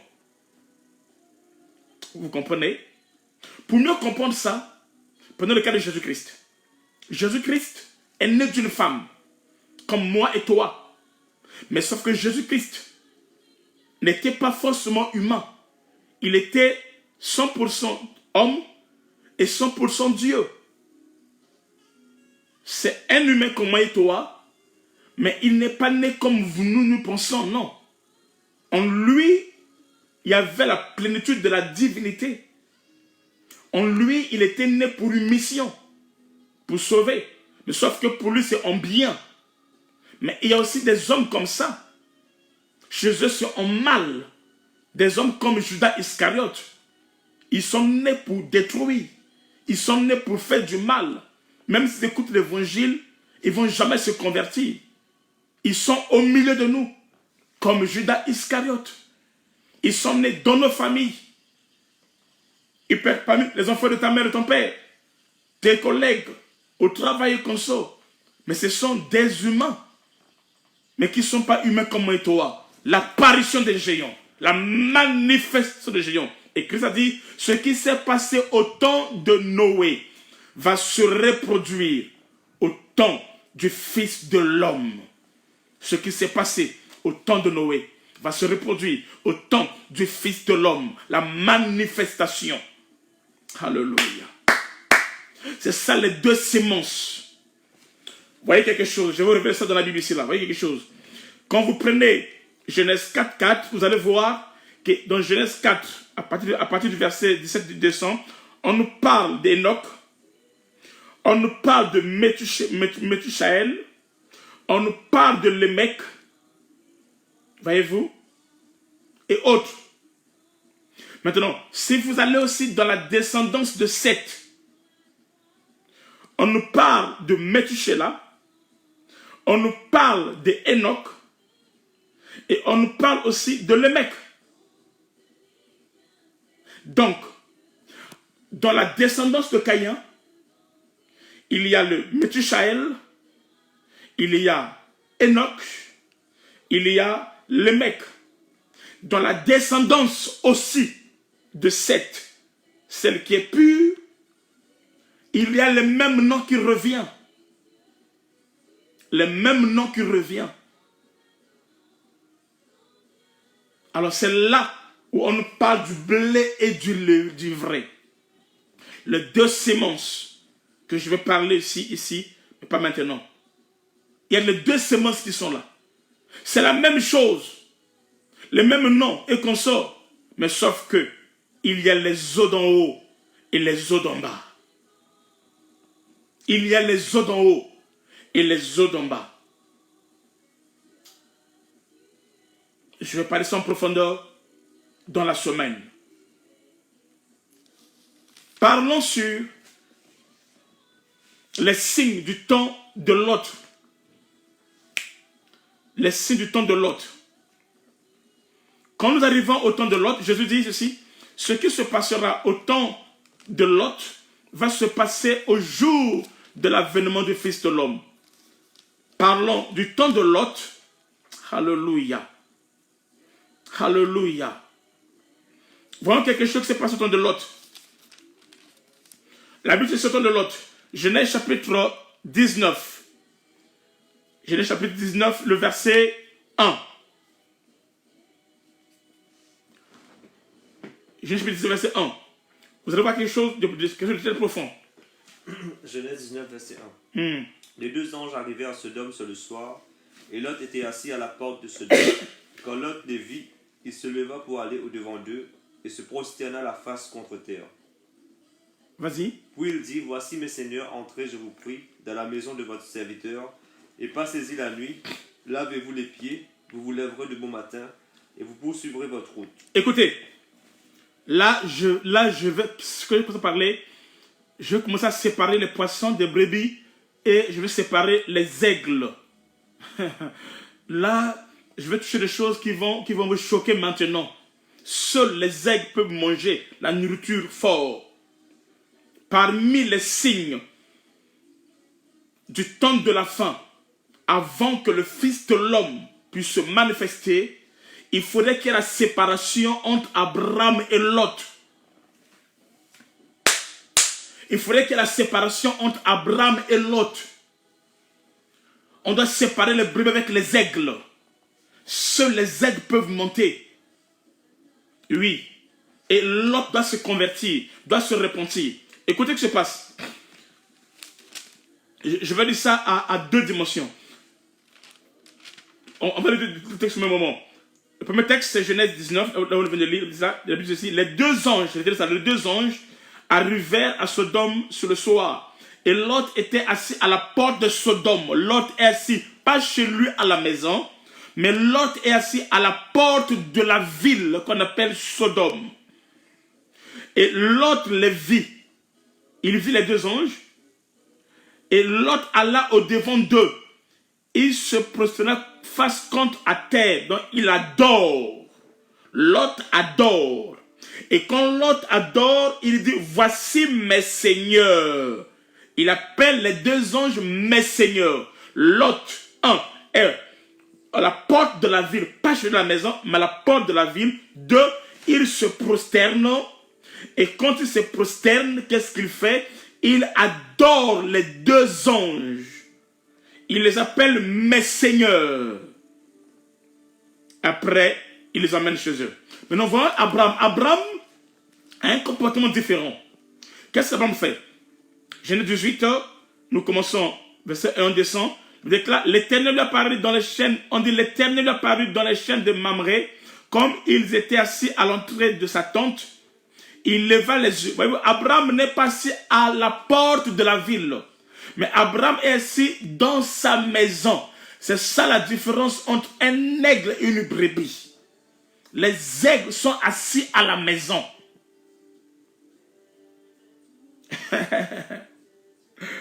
Mais les brebis, ils sont à la recherche. Ils sont à la porte de la ville. Ils sont à la recherche. Ils sont à la recherche. Leur adoration, ce n'est pas la maison, mais leur adoration est dans la ville, à gauche, à droite. Ils sont à la recherche. Mais par contre, Abraham est assis. Abraham est assis à la maison. Et voit quelque chose. Il regarde les yeux et voici 3 hommes étaient debout auprès de lui. Quand il les vit, il courut au-devant d'eux, depuis l'entrée de sa tente et se prosterna en terre. Et dit, Seigneur. Abraham ne dit pas, mais Seigneur. Abraham dit, Seigneur. Il dit, Seigneur. C'est-à-dire que parmi les 3, Abraham dit, Seigneur, si j'ai trouvé grâce à tes yeux, je te prie. Loin, je te prie. Loin de ton serviteur. Et loin de ton serviteur. Parmi les trois, il n'y a que un qui est Seigneur. Il n'y a que un qui reconnaît qu'il est son serviteur. Voyez-vous? Il donne à boire à tout le monde. C'est pas grave. Mais pour l'adoration, il n'adore pas les trois. Parmi les trois, il n'y a qu'un seul que Abraham adore. Parmi les signes du temps de la fin, il y a le mystère de la divinité de la Trinité. Les aigles sont dans la divinité. Les brebis, les poissons sont dans la Trinité. Nous n'adorons pas plusieurs dieux. Nous adorons qu'un seul Dieu, qui s'appelle Jésus-Christ. Oui. Nous adorons qu'un seul Dieu qui s'appelle Jésus-Christ. Parmi les trois, il n'y a qu'un seul qui est Dieu. C'est ça la dimension des fils d'Abraham. Mais ceux qui sont au niveau de l'autre, ils adorent des dieux. Ils ont un Dieu le Père, un Dieu le Fils, un Dieu le Saint-Esprit, tout ça là. Non, ils ont plusieurs dieux. Ce sont les Égyptiens, ce sont les Grecs. C'est la religion où il y a plusieurs dieux. Mais dans la Bible, il n'y a qu'un seul Dieu qui s'appelle Jésus-Christ. Il n'y a pas eu trois dieux, non. Il n'y a qu'un seul Dieu. Lorsqu'on dit le Fils, ce n'est pas le nom. Le Fils, c'est un titre, c'est un attribut. Lorsqu'on dit Père, Père, ce n'est pas un nom propre.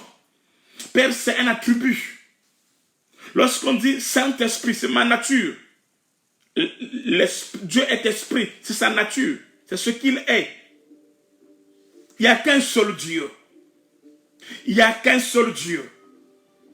Quand les signes du temps de la fin arrivent, les aigles, ils manifestent la divinité. C'est cette divinité qui est préparée, qui va déclencher le mystère de cette tonnerre que nous allons voir ici, dans la semaine. Et dans les 7 tonnerres, c'est là où le Christ va sortir. Et Jésus va entrer à l'intérieur. Le Christ qui est à l'intérieur va sortir. Et ce qui est à l'extérieur, Jésus va entrer à l'intérieur. Et c'est là va se passer en un clin d'œil. Et nous serons enlevés. J'expliquerai ça en profondeur. L'enlèvement dans la semaine. La divinité de Jésus va se manifester. La sémence originale que nous allons voir demain va se manifester. Les eaux d'en haut doivent se rassembler. Et les eaux d'en bas, il y a les eaux d'en haut et il y a les eaux d'en bas. Es-tu de quel groupement? Si tu es des eaux d'en bas, tu verras des divinités et tu vas rater l'enlèvement. Mais si tu es des eaux d'en haut, tu verras Dieu comme Abraham. Tu verras un seul Dieu. Tu verras un seul tabernacle. Amen. Mais qui a 3 dimensions. Tu ne verras pas des dieux. Es-tu celui qui adore les dieux babyloniens, qui adore ses anges, qui adore les hommes, toutes ces choses-là? Il n'y a qu'un seul Dieu. Le premier commandement en Israël: tu n'auras pas d'autre Dieu au devant de ma face. Le diable fait de son mieux en ces temps afin que les gens adorent des divinités au lieu d'adorer le Créateur, l'unique Dieu de la Bible. Qu'adores-tu? D'autres dieux, ce sont des pasteurs. Si tu adores des pasteurs, mon daddy, mon ceci, cela et consort, tu es un adorateur de Baal. Tu es un adorateur de Baal. Mais nous prosternons devant la parole de Dieu, devant la révélation de Dieu, devant le Seigneur Jésus-Christ. Nous adorons qu'un seul Dieu. Il s'appelle Jésus-Christ de Nazareth. C'est ça le Dieu véritable. Son nom est Jésus-Christ de Nazareth. Jésus-Christ de Nazareth est l'unique Dieu. Avant lui, après lui, il n'y a pas d'autre Dieu. Ça, c'est la vérité. Et seuls les aigles rentrent dans cette dimension. Alléluia. Ils sont les vrais adorateurs. C'est pour cela, même si ces temps sombres arrivent, ça ne leur fait aucun mal. Ça ne leur dit rien. Ça ne leur dit rien. Que le pasteur, même s'il n'y a pas les directs sur Facebook, ça ne leur dira rien. Pourquoi? Ils ont la provision en eux. Ils sont comme des fourmis. Ils ont la sagesse des fourmis. Nous sommes dans la saison de Joseph. Nous sommes connectés à Joseph. Nous sommes dans le temps, nous avons l'intelligence de Joseph. Nous avons la connaissance de Joseph. Nous avons la révélation de Joseph. Nous avons emmagasiné à manger. Nous avons emmagasiné à manger. Nous n'aurons pas faim. Nous ne sommes pas les Égyptiens. Nous sommes des Hébreux. Alléluia. Nous sommes des Hébreux. Nous sommes connectés à la révélation de Joseph. Nous sommes les fils de Joseph. Nous avons servi de Joseph. Nous avons emmagasiné. Nous avons la sagesse de Joseph. Nous avons emmagasiné. Nous ne mourrons pas de faim. Nous ne sommes pas de ceux qui pleurent, de ceux qui se lamentent à cause des 4 murs qui sont fermés. Non, nous avons la révélation. Nous avons Dieu. Nous avons les 7 tonnerres. Les 7 tonnerres vont grandir dans peu de temps. Alléluia. Et le 7e sceau sera révélé. Ça sera brisé. Et la gloire va se manifester. Alléluia. Cherchez Jésus. Acceptez Jésus. Marchez avec Jésus. Et son nom sera glorifié. Alléluia. Amen. Or, les Lots, eux, ils ne sont pas à la maison. Il y a ceux qui sont à la maison. Il y a ceux qui sont dans la rue. Ceux qui sont à la maison, ce sont les fils d'Abraham. Ceux qui sont à la maison, ce sont ceux qui ont la révélation. Ceux qui sont à la maison, c'est ceux qui ont la divinité. Et ceux qui sont à l'extérieur de la maison, ce sont des religieux. Ce sont là ces chrétiens. Amen. Il y a 2 types de personnes dans l'église. Ceux qui sont à la maison et ceux qui sont à l'extérieur dans la rue. C'est-à-dire les Lots. Les Lots sont dans la rue. Ils sont à gauche et à droite. Ils mangent n'importe quoi. Ils mangent la nourriture de porc. Mais ceux qui sont à la maison, ils sont affranchis. Ce sont des héritiers. Ils ont du pain. Ils ont la révélation. Ils ont le mystère du lavement des pieds. Alléluia. Amen. Ils sont assis à la maison. La maison, je parle, c'est pas là où tu vis, je parle pas de ça. Je parle de la présence de Dieu. Je parle de l'alliance. Je parle de la révélation. Cette maison qui est bâtie sous la montagne, sur la pierre, qui descend sans les secours d'aucun main. Les fils prédestinés, même si le pasteur n'est pas là, ils ont Dieu. Ils ont reçu la révélation. Ils sont nés de Dieu. Ces personnes-là, on ne leur prêche pas la parole. On leur rappelle les choses de Dieu. Ce sont des aigles. Ils écoutent les choses de l'esprit. Ils sont nourris par l'esprit de Dieu lui-même.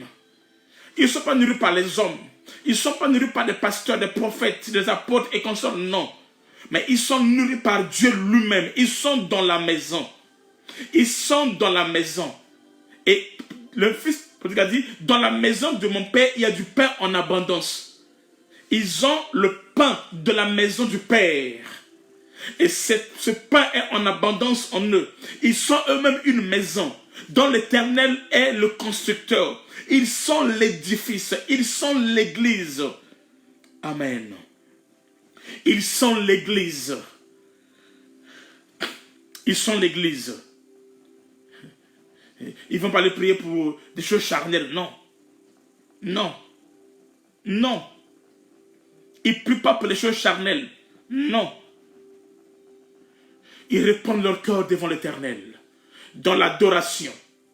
Ils répandent leur cœur devant l'Éternel, dans la présence de Dieu. Est-ce que tu es de la maison?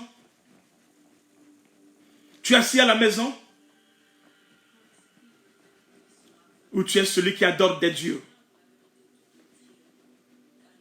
Tu es partout. Tu es poisson, tu es brebis, c'est normal. Mais les aigles, ils sont sur la montagne. Et ils opèrent, ils agissent. Et Dieu est glorifié dans leur vie.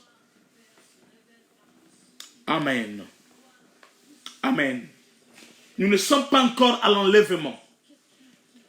Pourquoi? Avant l'enlèvement, un autre signe, c'est le mystère de Métushela. Dis avec moi, Métushela. Lisons cela. Métushela. Nous lisons dans Genèse. Genèse chapitre 5. Genèse chapitre 5. Verset 27. La Bible ceci. Vas-y. Genèse 5, verset 27. Tous les jours de Métushela furent de 969 ans, puis il mourut. Écoutez la musique. Nous sommes dans la saison de Métushela. Ce n'est pas encore l'enlèvement. Écoutez. Tous les jours de Métushela furent de 969 ans. Puis il mourut. Amen. Métushela, c'est qui? Métushela, c'est lui qui engendre les mecs. Et le mec engendre qui? Noé. Noé, c'est celui qui prédit la fin. Mais avant que la fin arrive, il y a deux choses qui doivent se passer. Avant que la fin arrive, deux choses doivent se passer. Enoch doit être enlevé. Enoch doit être enlevé obligatoire. Métushela doit mourir. Et c'est alors que la pluie doit descendre. Métushela est le grand-père de Noé. Mais c'est pas ça, Natacha. Maintenant, Métushela doit mourir. C'est-à-dire que quand Enoch et la mort de Métushela se passe presque au même moment. Et c'est comme ça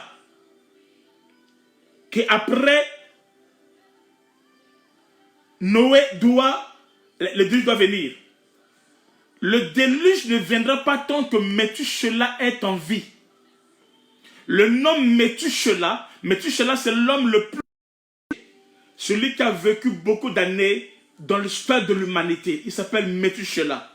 C'est l'homme qui a connu plus des âges, plus d'années, depuis que le monde existe jusqu'à nos jours. Il s'appelle Métushela. Mais il y a un autre qui est plus grand. On l'appelle l'ancien des jours, Jésus-Christ de Nazareth. Métushela déclare, tous les jours de Métushela furent de 969 ans, puis il mourut. C'est-à-dire que quand Noé prêchait pendant 120 ans la repentance en son temps, parlant de la pluie qui devait venir, le signe de Noé c'était Métushela. C'est-à-dire que la pluie ne viendra pas tant que Métushela est en vie. Mais le jour où Métushela meurt, la pluie arrive. Le jour où Métushela meurt, la pluie commence, c'est le déluge. Le jour où Métushela meurt, la pluie commence, c'est le déluge. Amen. Est-ce que vous comprenez? Le nom Métushela veut dire, quand il mourra, cela arrivera. Quand il mourra, cela arrivera. Donc, Enoch était un prophète. Il a gravé la prophétie dans Métusélah. Enoch était un prophète. Il a gravé. Et toi, tu es un prophète, vous ne verrez nulle part où on parle de prophétie d'Enoch. On donne des livres bizarres, tout ça là. Mais dans la Bible, la prophétie concernant la fin au temps de Noé, cette prophétie était aggravée dans une personne qu'on appelait Métusélah, qui était le fils d'Enoch. Donc Métusélah, Enoch va graver le nom ou sa prophétie dans le nom de son fils, qu'on appelle Métusélah, en disant, quand il va mourir, cela arrivera. Et alors, Métusélah va engendrer le mec, et le mec va engendrer maintenant Noé. Alors, quand Noé prophétisait en son temps, tout son regard était braqué sur Métusélah. Parce que Métusélah est la manifestation ou encore l'accomplissement de la prophétie au temps de Noé. Alors Jésus dit, ce qui s'est passé au temps de Noé se passera aussi à la manifestation de l'homme. C'est-à-dire quoi? En notre temps, si Noé c'est l'image de l'église et qu'on sort, c'est qu'il y a un Métusélah quelque part. Il y a un Métusélah quelque part. Et c'est ce que Paul est venu confirmer. Regarde, vas-y. Paul dit ceci. 2 Thessaloniciens 2.8. 2 Thessaloniciens 2.8. Il y a un Métusélah sur la terre, parmi les humains. C'est lui qui empêche que cela n'arrive. Mais le jour où Métusélah va mourir, cela arrivera. Il y a un Métusélah sur la terre parmi les humains. C'est sa présence qui empêche. Mais une fois que Métusélah meurt, la fin arrivera. Vas-y. Et alors paraîtra l'impie, que le Seigneur Jésus détruira par le souffle de sa bouche, et qu'il anéantira par l'éclat de son avènement. Continue. L'apparition de cet impie se fera par la puissance de Satan, avec toutes sortes de miracles, de signes et de prodiges mensongers, et avec toutes les séductions de l'iniquité pour ceux qui périssent parce qu'ils n'ont pas reçu l'amour de la vérité pour être sauvés. Amen. On dit qu'il faut qu'il apparaisse, mais il y a quelque chose qui le retient. C'est ça? Oui. Tu vois ce verset? On dit qu'il apparaîtra qu'en son temps, quand il y a quelque chose le retient. C'est ce verset que je cherche. Oui, verset 6. 2 Thessaloniciens 2, 6, c'est ça? Attendez. Écrivez. C'est 2 Thessaloniciens 2, 6. 2 Thessaloniciens 2, 6. C'est ça le verset. Vas-y. Et maintenant vous savez ce qui le retient. Maintenant vous savez ce qui le retient. Afin qu'il ne paraisse qu'en son temps. Afin qu'il ne paraisse qu'en son temps. C'est-à-dire que l'homme de l'iniquité. 2 Thessaloniciens 2, 6. 2 Thessaloniciens 2, 6. On dit qu'il y a quelque chose qui le retient. Verset 6. Verset 6. C'est ça? Verset quoi? 6. 2 Thessaloniciens 6. Verset 6. On dit, il y a quelque chose qui le retient, afin que l'homme de l'iniquité ne puisse apparaître qu'en son temps. Il y a quelque chose qui l'empêche. Il y a quelque chose qui l'empêche. Relis ça, verset 6. Et maintenant vous savez ce qui le retient. Et maintenant vous savez ce qui le retient. Afin qu'il ne paraisse qu'en son temps. Afin qu'il ne paraisse qu'en son temps. Vas-y. Amen, hein? Amen. Ok. Maintenant, vous savez ce qui le retient. Afin qu'il il y a quelque chose qui le retient. Qu'est-ce qui le retient? Métusélah. Métusélah, c'est ça qui empêche. Mais dès que Métusélah lâche prise, alors ça viendra. Au temps de Noé, Métusélah était ce qui retenait à ce que le déluge ne vienne pas. De telle sorte que, pour que le déluge vienne et que le monde soit détruit, il faut d'abord que Métusélah meure. Une fois que Methuselah est mort, alors la pluie vient. Les premières gouttes d'eau de pluie vont tomber maintenant. Paul dit, en notre temps aussi, à l'avènement du Fils de l'homme aussi, il dit, il y a quelque chose qui le retient. C'est quoi? Le Saint-Esprit. Le Saint-Esprit dans l'épouse, le Saint-Esprit dans l'église empêche à ce que l'ennemi puisse se manifester. Le Saint-Esprit dans l'église, l'Esprit de Dieu fait de nous le sel de la terre, la lumière de ce monde. Une fois quand le Saint-Esprit va arrêter sa mission, une fois que l'église sera enlevée, c'est alors que l'homme de l'impie va se manifester. Le véritable corona va se manifester. Ça, ce n'est que l'ombre. Ça, ce n'est qu'un test pour s'aimer la peur. Pour s'aimer la peur. Mais ce n'est pas encore le véritable. Le véritable viendra. Ce qui sera plus pire que ce que nous avons vu, ça viendra. Ça, ce n'est qu'un test pour préparer le terrain de l'Antichrist. Ça, ce n'est que l'œuvre de l'Antéchrist. L'Antéchrist prépare l'Antichrist.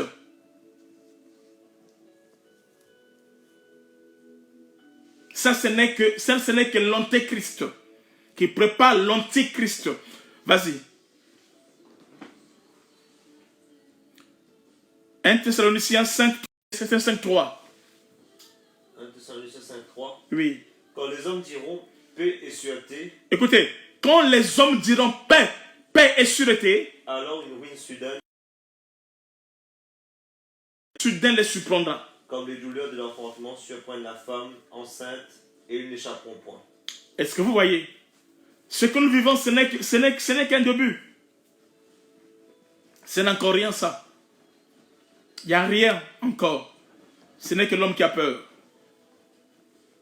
Ok, je vais m'arrêter par là. Demain, nous commençons les mystères de l'enlèvement.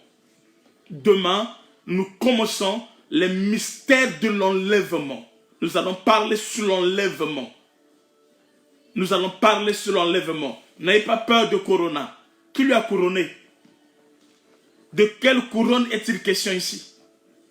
Il a reçu ça où? On ne peut pas être couronné si on n'est pas combattu.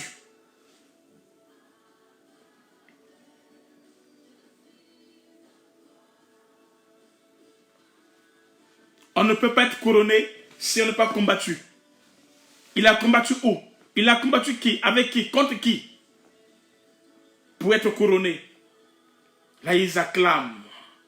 On a réussi. On est couronné. Et elle est couronnée. Elle est couronnée. Elle est couronnée. Qui lui a couronné? Les habitants de la terre sont en train de la couronner. Mais nous ne le couronnons pas. Il n'y a qu'un seul qui est le roi, qui est couronné éternellement. Celui-là, il a vaincu. Celui-là, il a combattu à la croix. Celui-là a versé son sang. Il a racheté les hommes. Et il mérite d'être couronné. Demain, à 18h, nous commençons les mystères de l'enlèvement. Demain, à 18h, le mystère de l'enlèvement. Et Dieu va nous faire du bien. Que Dieu vous bénisse.